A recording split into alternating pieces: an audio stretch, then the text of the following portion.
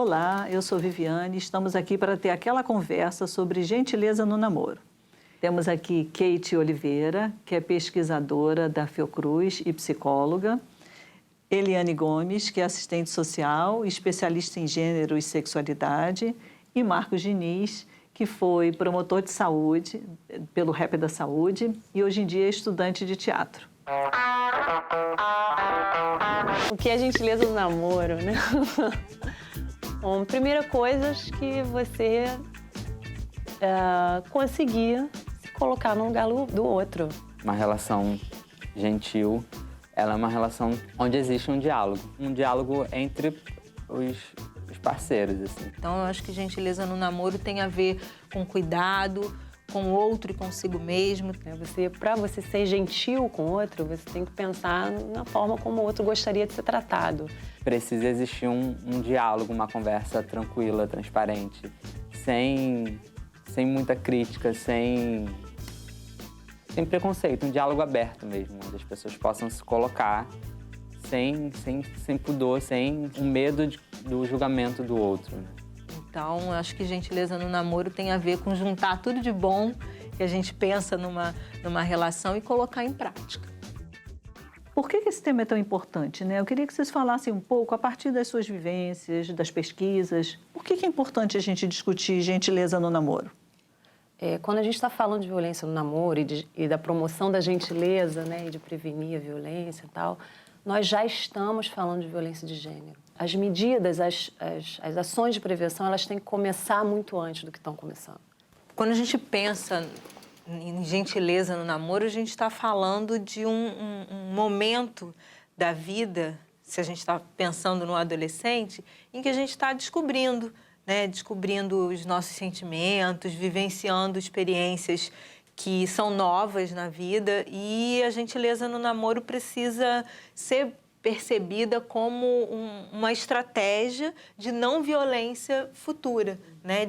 Uma estratégia de pensar novas formas de se relacionar, né? Fora dos padrões que a gente pensa que são naturais, né? Que a violência pode ser um padrão natural e que não é, né? Ela está especialmente ligada aos nossos comportamentos, e os nossos comportamentos podem e devem ser diferentes e permeados de cuidado, de respeito consigo mesmo e com os nossos parceiros e parceiras. O natural é estar banalizado, assim. Isso é normal, o cara dá um tapinha aqui, que é um tapinha de amor, isso é normal, não é nada, isso não significa que ele vai espancar ela futuramente ou que isso vai virar algo grave. E aí eu acho que essa coisa de estar banalizada é que eu acho que a gente precisa começar a quebrar, assim. Um aspecto muito importante é justamente a gente discutir esses mitos, né, que sustentam essas relações violentas. Como você falou, um tapa, na verdade, não é violência, ciúme é uma prova de amor. Eu resolvi fazer um vídeo sobre relacionamentos abusivos. Por quê? É uma coisa muito recorrente, mas geralmente você não sabe que você está num relacionamento abusivo. Uma parte de você sabe, mas você meio que não sabe ao mesmo tempo. Mas Jojo, como eu vou saber se eu estou num relacionamento abusivo? Você não sabe. Ou você sabe, mas você escolhe não saber. Então, fique atento aos sinais. E quais são esses sinais? Vamos responder algumas perguntas aqui comigo. Venha cá, venha cá. Este sujeito está te impedindo de sair com os seus amigos? Ou está te colocando contra os seus amigos e os seus familiares? Ele já controlou à distância as roupas que você vai usar? Ou o lugar que você vai usar essa roupa? Essa pessoa já te pediu para excluir pessoas do seu Facebook ou Orkut, na época áurea da vida? Ou essa pessoa já te impediu de falar na vida real com certas pessoas? E aí, você vai ficando ali, preso naquela teia de manipulação sem fim, achando que você tem que estar ali, porque é a sua última salvação. Porque sem aquele relacionamento, você vai ficar sozinha para sempre. Isso não é verdade. Isso não é verdade nem por um segundo. Não precisa estar com alguém para ser uma pessoa feliz e completa. Você pode estar só com você. Ela nomeia como relacionamento abusivo questões que às vezes a gente banaliza. A gente viu isso muito na pesquisa que a gente fez com jovens, adolescentes no Brasil inteiro, né? Duas coisas, né? Uma é que quando a gentileza sai de cena, e tudo que envolve gentileza, conversar, negociar na hora dos conflitos, enfim, conflito faz parte da vida, enfim, ele está aí, abre-se um vácuo aí para entrar as violências, as agressões, não só as físicas, né, mas também as sexuais e uma coisa que ficou muito clara, assim, as agressões verbais, né? Então, uma coisa que você falou, assim, que é isso aí mesmo, é muito banalizado, é natural, né? E muitas vezes não é percebido como uma violência. Eu acho que refletir sobre isso, da importância da gentileza e tudo que está em torno, está aí a importância, né? E as pessoas muitas vezes não percebem que estão num relacionamento abusivo, como a Juju lá no vídeo mostrou, né? Exatamente. A gente viu isso na pesquisa também. Esse relacionamento não fantasioso não necessariamente é um relacionamento ruim, né? Às vezes você precisa lidar com um relacionamento real e que é saudável, né? Tem como ser saudável. Negociar envolve você se colocar no lugar do outro, né? E muitas vezes ceder, né? Não sei, na busca de uma palavra melhor, né? Mas isso não significa se submeter. Quando você faz esse movimento de se colocar no lugar do outro e o outro fazer o mesmo, você entra num lugar de onde você cede e o outro também cede, entendeu? Sim. Que é uma troca. Por isso que eu concordo com vocês e acho que essa discussão é tão rica e tão preciosa, porque a gente aprende isso, né, sofrendo, amando e sofrendo. E aí, como é que a gente aprende sem amar e sofrer? A gente aprende quando a gente tem espaços educativos que favorecem que a gente tenha uma autoestima fortalecida, que a gente tenha autocuidado, que a gente se respeite, que a gente se conheça, para que na relação com o outro a gente tenha essa troca saudável, né? Que bom quando esse exercício pode ser antes do sofrimento, né? Antes de vivenciar a violência.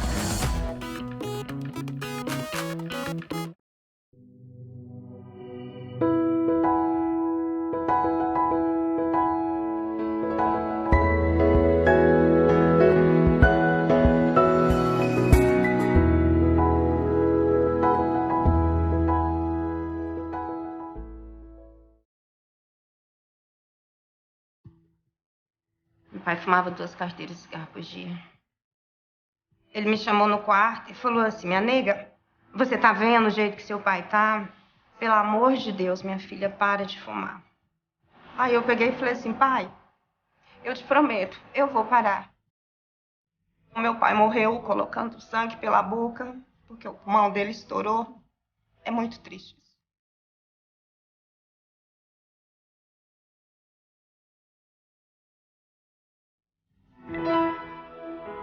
O tabagismo é uma doença causada pelo hábito da pessoa fumar ou conviver com quem fuma. O fumante passivo é aquele indivíduo que não fuma, mas convive no ambiente de quem fuma. Quando o indivíduo dá uma tragada, ele aspira cerca de 5.000 substâncias químicas, todas elas tóxicas, e 60 estão relacionadas à formação dos cânceres. Meu pai era fumante. Eu via ele fumar, achava bonito, gostava do cheiro de cigarro. Eu comecei a fumar aos meus 15 anos. Mas é um vício tão maldito que eu já tentei várias vezes sozinha e não consegui. E eu resolvi procurar ajuda. Boa tarde, Nora. Tudo bom, doutora? Vamos entrar? Obrigada. Como é que você está indo nesse início de tratamento? Estou tentando prolongar o primeiro cigarro da manhã, estou tentando diminuir. É o melhor cigarro do dia? Nossa Senhora. É o da manhã? É o da manhã. Esses comportamentos você vai identificando junto com o grupo, vai trabalhando. Sim. E tem o suporte aqui do medicamento. A pessoa começa a fumar por curiosidade e, ao entrar em contato com a nicotina, ele passa a ficar dependente da nicotina. O indivíduo liga os momentos bonitos, né, o prazer, com o ato de fumar. O fumante, ele incorpora o ato de fumar no ritual do dia dele. Assim como ele toma banho, ele almoça, ele fuma. O primeiro passo para parar de fumar é o paciente realmente querer. Tem que partir do paciente. E nessa fase dele se decidir se ele vai parar ou não de fumar, ele tem os estágios em que ele vai passar. Porque a pessoa ela vai ter que criar uma vida nova já sem o vício. Meu nome é Roberto, tenho 69 anos, fumei por 53 anos e agora estou há 6 meses sem fumar. Depois que eu parei de fumar, a minha vida se transformou. Todos os fumantes têm benefício quando param de fumar. Desde o que está fumando há pouco tempo até o fumante da vida inteira. Porque nos primeiros 20 minutos você já começa a melhorar a sua pressão, já começa a baixar a sua frequência cardíaca. Depois de 2 horas a nicotina está sendo eliminada do seu sangue. Em 2 dias você já está sentindo melhor o gosto dos alimentos. A longo prazo, ele está se afastando das doenças vasculares e a chance dele desenvolver um câncer de pulmão. Me deu mais fôlego, mais paladar. E a minha mulher tá me achando mais cheiroso, né? Tá cheirando mais meu cangote. Transformação que ele teve em termos de dormir bem, não roncar, bem mais cheiroso, né? Adorei, né? Adorei. Todo cidadão que chega a pensar em parar de fumar, ele tem que aproveitar esse momento e procurar o apoio médico do SUS. Nós não conhecemos um paciente que parou de fumar que tenha se arrependido do que fez. Só tem mesmo a ganhar. Cigarro, nunca mais. Porque cigarro só vai atrasar os meus objetivos de vida. Eu vejo uma Norma que gosta de fazer esporte e que o cigarro atrapalha muito. Eu vejo uma Norma sentindo novamente o sabor dos alimentos. Eu vejo uma Norma com qualidade de vida. Transformar geral. Transformar geral.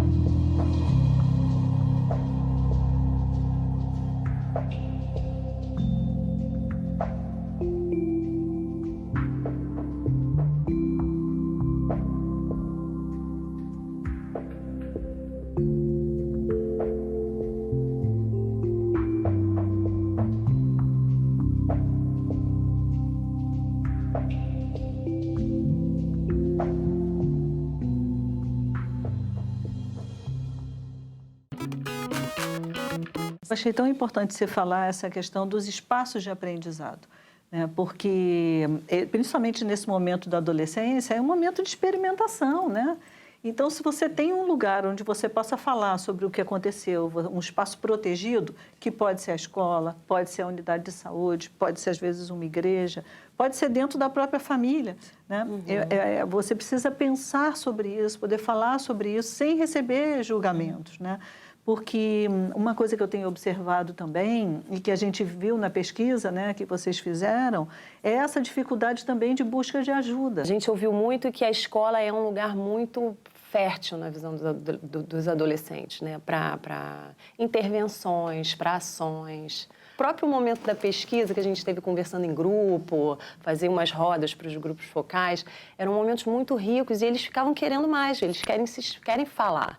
Essa coisa da palestra que é muito complicado, né? E aí tem um nome e aí você já cria uma barreira. Os adolescentes estão cansados de ficar ouvindo o tempo inteiro. Hoje em dia, principalmente. Que atividades que a gente pode sugerir, já que você estava dizendo, né? Que não é legal só fazer palestra, né? Que tipo de atividades? No período em que eu fiquei no rap, eu fui fazer uma oficina numa escola e aí a gente tinha sido chamado exatamente porque tinha acontecido uma situação de violência muito grave dentro da sala de aula, envolvendo os alunos E aí eu fui chamado para fazer a oficina, aí combinei com um grupo de adolescentes que a gente ia fazer a oficina.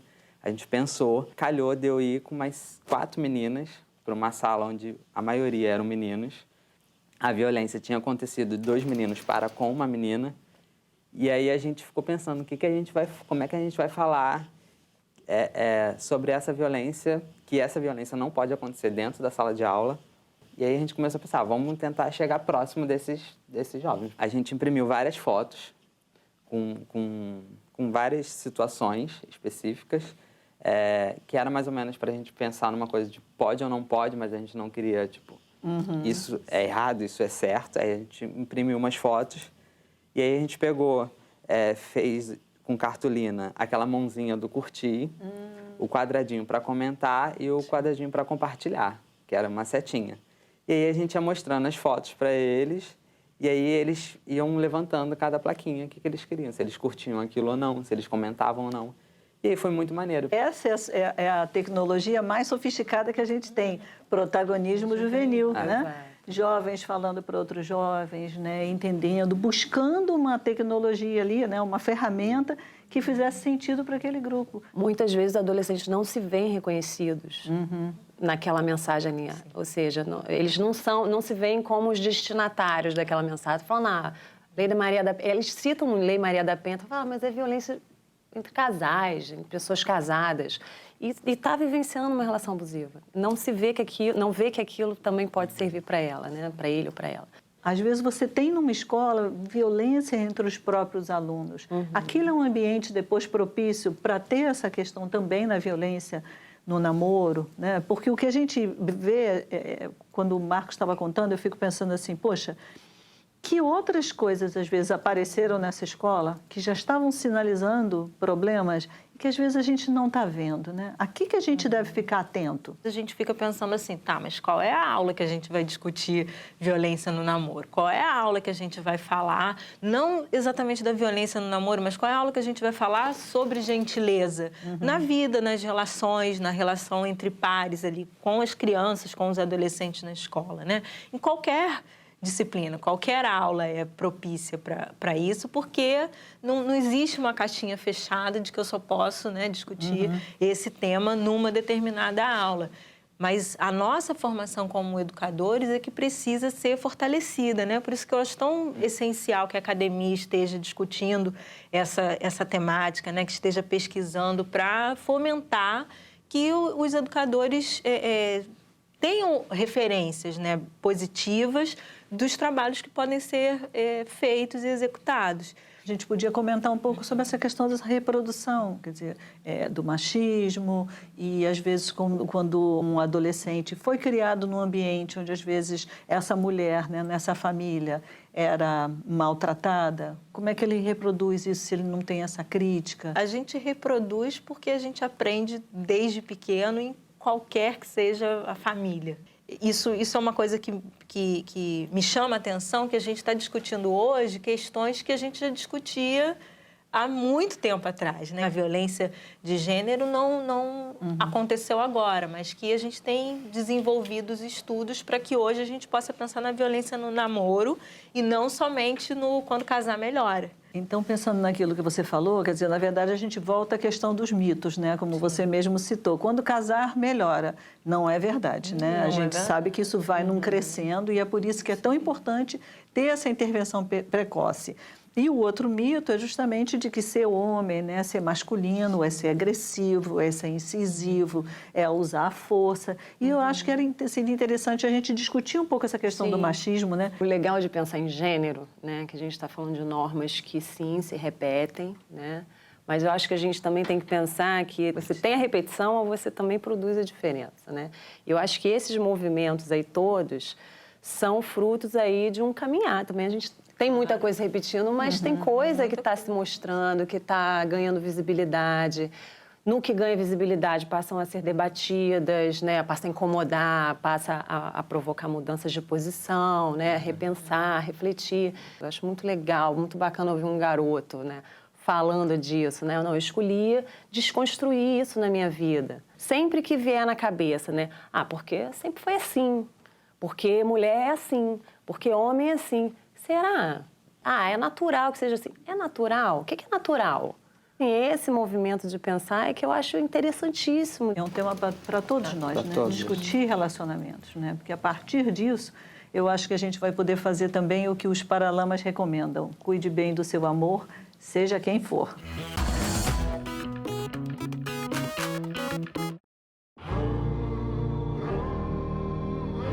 Para quem sempre quis ser mãe, ter um filho representa um dos maiores presentes que poderíamos ganhar. Costumam dizer que só mudamos de endereço. Talvez seja porque reconhecemos esse mesmo sentimento em outras mães, principalmente no que diz respeito à saúde e ao bem-estar dos nossos pequenos. Doar leite materno é um ato voluntário. Muitas crianças prematuras, de baixo peso, internadas e que não podem ser alimentadas diretamente no seio da mãe, esperam por isso para se desenvolverem de forma saudável. Sua doação pode ajudar a mudar a vida desses bebês e desses pais que anseiam em ver seus filhos saudáveis e cheios de vida. Se você pode, faça a sua doação. Procure um banco de leite humano e convide outras mães para doarem também. Qualquer quantidade é importante. Doe leite materno. Ajude quem espera por você. Desde os tempos mais primórdios, o barzinho de cesta tá aí. Talvez até os dinossauros já bebessem uma. Mas tudo vai por água abaixo quando você exagera. Que tal dar um jeito nisso? Experimente beber de um jeito diferente. Não de cabeça para baixo. O que acha de comer antes? Não se esqueça de beber água entre um copo e outro. Sua carteira vai agradecer. Seu fígado também. Você não precisa se tornar o rei da limonada, mas pode fazer mudanças no seu dia a dia. Seja diferente. Seja você. Muda aí.